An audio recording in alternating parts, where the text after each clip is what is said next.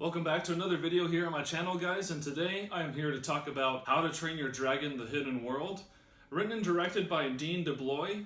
At least I think that's how you pronounce his name. But just like the previous two films, he has returned to complete the story that he was telling all the way back in 2010. Isn't that crazy? This trilogy is kind of like the Toy Story films for me. You know, when the original Toy Story came out, I was literally a baby back then, but as I grow up, and Toy Story 2 came out when I was 4 years old, I grew with those movies and I matured, and the themes of those films stuck with me. And then when Toy Story 3 came out in 2010, I mean, you all know how that film ended and how emotionally impactful it was, but the themes of that film and how it came together in the end just meant something to me personally. Coincidentally, the first How to Train Your Dragon film came out in 2010 as well. I kind of missed the second film because it came out on my mission, but I eventually saw it later. Now that I'm here, I'm 23 years old, and I saw the third film in this trilogy. It's another case where I've literally grown up with this story, and it's been an interesting situation for me because going back to the first film, Hiccup was pretty much my age in that story. You know, he was 15, I was 14 going on 15 at that time. As the years have gone by, his story has almost been kind of like mine. As we see him grow up in those past two films, you see him experience a lot of things to where he's kind of an outcast, and then he has to overcome those problems he has within himself to not only become more responsible, but also to gain trust in others, for others to gain trust in him. And it's a great story just about someone trying to fit into society, but not in the way that everyone expects them to be, but more so just trying to become their own person and finding their own way to have their own responsibility for those they love and care about. And with the way that I'm talking about these films, yes, I do love them. I mean, the simple fact that I own both of them on Blu-ray should tell you all that you need to know. I was really excited for this third film because these two films, as I've been setting up, are both really good. And they mean something to me personally. Aside from perhaps The Prince of Egypt, which is DreamWorks' most underrated film, you know, these are the best things to have come out of the studio. So I was really hoping for this third film to close out things well. And honestly, guys, I gotta say, they did! Look, this is no Return to the King or Toy Story 3, you know. This third film is admittedly not the best film in the trilogy, but what it does do is it closes out everything in the way that is just emotionally satisfying for fans of this franchise and anyone who has been invested in the story.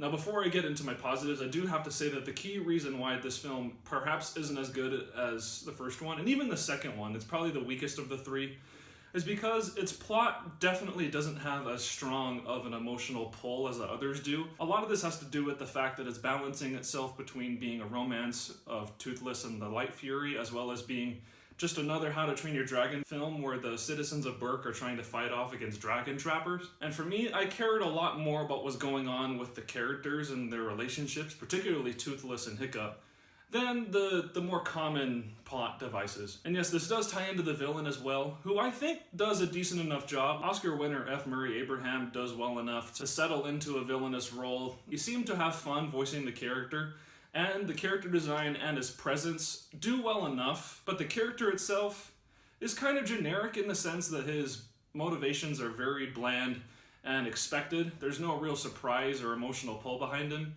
He's honestly just another dragon trapper, one that has more prestige than others. Another thing I take issue with is that this film spends too much time on side characters who are kind of there in the background in the other movies that didn't really mean all that much. Particularly, this is the case with the twins. While it may be a good idea to definitely give more time to some of the side characters, the way that they're incorporated here, I honestly think is just too much, and they prove to be more distracting than they are really adding anything to the story. The scenes that they're all in, they're trying to pull so much for humor that they just ended up making me cringe more than actually laugh, and that was disappointing to me. Everything else though, everything else about this movie is great. Everything that you've come to love about the How to Train Your Dragon films is here. You know, the animation, the characters, the storytelling, the music, oh my goodness, the music, as well as the visual design, which of course, whenever you have Roger Deakins working on an animated film and trying to make it as beautiful as possible, of course it's gonna look good. He's one of the best working cinematographers ever, really. But I gotta hand it to the animators as well for doing such a great job at making this film feel detailed, rich, and truly enlivened. One of the great things I love about this franchise is just the simple fact that none of the characters, whether or not they're just extra Vikings or they're just dragons in the background feel as if they're copied and pasted. They all have this unique design to them, and they all are incorporated into this environment that truly feels like it exists in a place, even though you're watching it and you know it's a cartoon. All of it feels real. It's amazing what they're able to accomplish nowadays with CGI. Even though I myself prefer stop motion and traditional animation, I can't simply write off CGI just because, it's CGI. Everyone complains about that nowadays. But ultimately what matters here is the thing that's been keeping people coming back for the past 9 years or so, including myself, and that's the relationship between Toothless and Hiccup. It's as fresh as it ever was, and the great thing is that, you understand Hiccup and Toothless both with as minimal as dialogue as possible. The dialogue for Hiccup and Astrid and other characters is more on the nose just because it's a kid's film and they're trying to make sure that the children in the audience understand what's going on, but they all still feel like natural conversations. And then of course everything with Toothless is amazing because there are examples of scenes where you can literally pick up on everything that's going on with his expressions and what he's thinking just by looking at him. And again, the animators did a great job at making this character so memorable and enlivened because you can understand him just based on his body language. And this especially comes through in a hilarious scene that's, of course, teased in the trailers, the courtship between Toothless and the Light Fury. But everything that takes place there is truly adorable because you truly understand what's going on between them back and forth and them just making faces and reacting to everything they're doing. It's awesome stuff, and I think anyone, regardless of how old they are or how much they have an affinity for cute stuff, will be able to appreciate what's going on there. And also tying into the things I was saying earlier about the first two films kind of mirroring my own, upbringing and my experience through life. This film, in the way that it concludes its trilogy, I think still holds water in terms of what I was saying. The hidden world means a lot to me, especially as I've watched the first two films again these past couple weeks in preparation for this new one. I've literally been able to see myself through Hiccup's upbringing and his coming of age. He started out as this lanky kid who had hopes and dreams and wanted to accomplish something, but he was just so weak and didn't have enough going on with himself to really make a statement to others about who he was. But then you see him in the hidden world and he's the chief of Burke and he has all this responsibility and people believe in him, but he still has self-doubts. I myself have gone a long way from where I was when I was 15, but I still relate to that. No one is ever done with feeling insecure or lacking confidence in themselves. I think that's a trait that pretty much everyone has in themselves, even despite how much love they have from others. But because of that, I think that made the hidden world all the more meaningful for me. All that takes place within the story in terms of inspiring him to be the leader that Burke needs him to be, as well as his relationship with Toothless and how that comes to a close, that was amazing to me.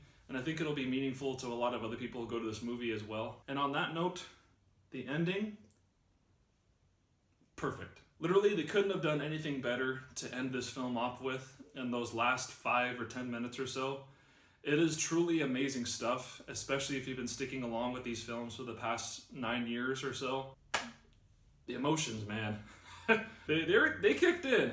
And it was great because as this film came to an end, it was a perfect send-off. If they made a fourth one, it'd kind of suck to me, but it ended off perfectly, and I'm glad that they chose the route that they went with it. So overall, guys, I really enjoyed this film. I do have issues with it, and it is definitely the weakest of the three, just in terms of structure and all the things that are taking place in the narrative. But still, I don't want that to dissuade anyone from watching it. It's a great entertainment with incredible animation, and the storytelling is good enough to bring everything to an end for this trilogy. And so with that, I'm going to give How to Train Your Dragon: The Hidden World a B+.